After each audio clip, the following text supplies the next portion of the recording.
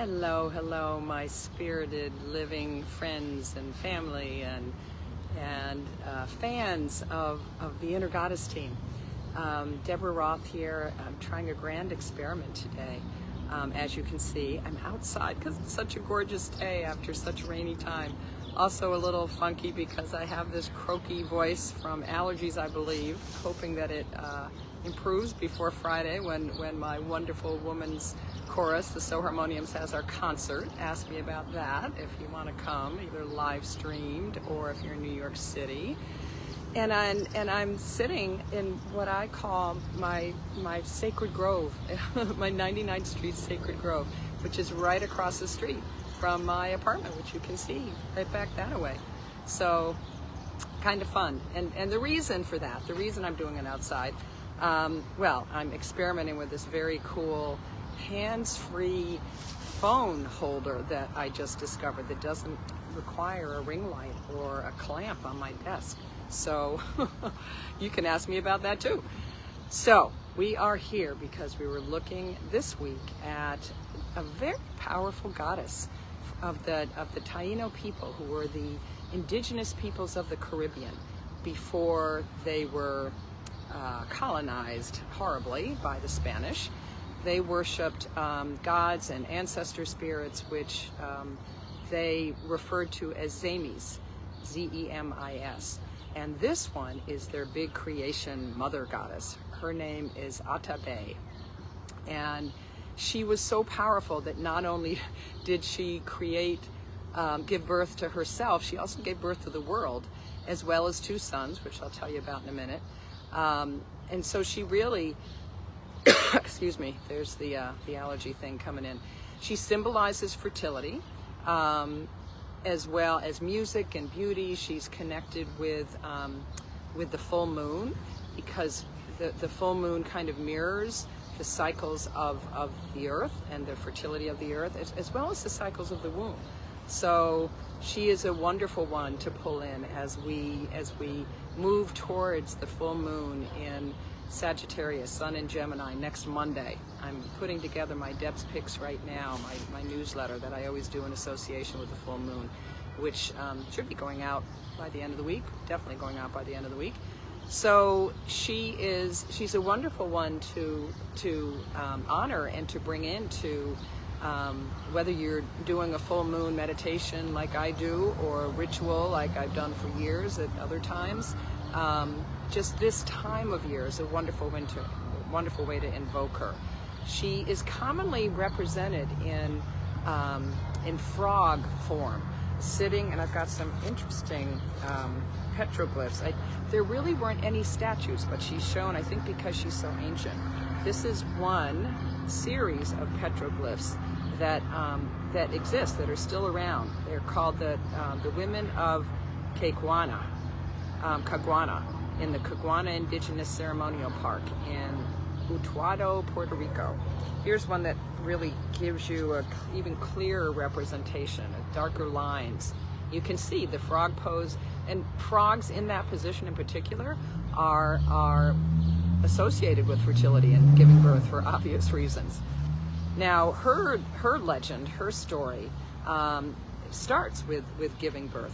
Her two sons, and please, as I always ask, please correct me, anybody who knows the correct Taíno pronunciation, Yukaju and Guacar. And then she set them to work to help her create the world and to fill the earth with life. So Yukaju was given the heavens to populate, and he gathered jewels and gemstones from all the darkest caves on earth and used them to create the sun and the moon and the stars. Then he and his mother filled the earth with trees and birds and animals, and eventually created a cross between a Jupaya, part animal and part god, that was part animal, part god, and that became the first man, Lokuo. And this Yukaju was also, he was also named by his mother, by Atabey, as the god of the sea, but rather than living in the sea, he actually lived up in the heavens, in the sky, hidden among the stars, so he could watch over everything that was going on below. And he was connected with the god of healing by Brahma, who was associated with the cassava root, probably the most popular Taíno crop.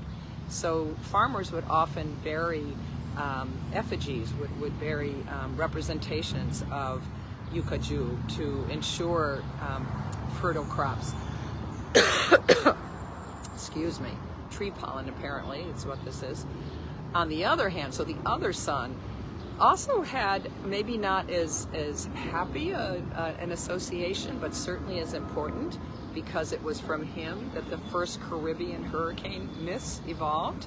Guacar, once he saw what was going on with his mother, Atabey and Yukaju, he became very jealous, mad with jealousy, and he transformed himself into an evil spirit, Jurakan, which means hurricane, and with the help of his wife, Guaban Nesh, she was the goddess of storms, and his sons represented thunder and lightning. And they stirred up this catastrophic storm to try to destroy the earth and destroy basically what his family has created, because he was so jealous that he hadn't been brought in the same way. And he did end up killing lots of animals and destroyed the humans, Lokuo's crops, so that he beseeched the gods, the zemis, and asked that his family be spared, and that his land would be saved. And that was the first hurricane. So Atabey is a wonderful one to call on.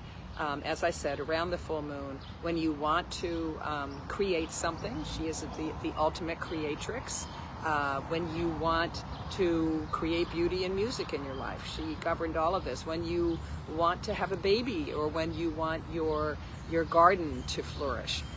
So I will, and this is another kind of newbie fun thing. I'm not going to try and sing. I'm a little still kind of croaky, but hopefully coming back.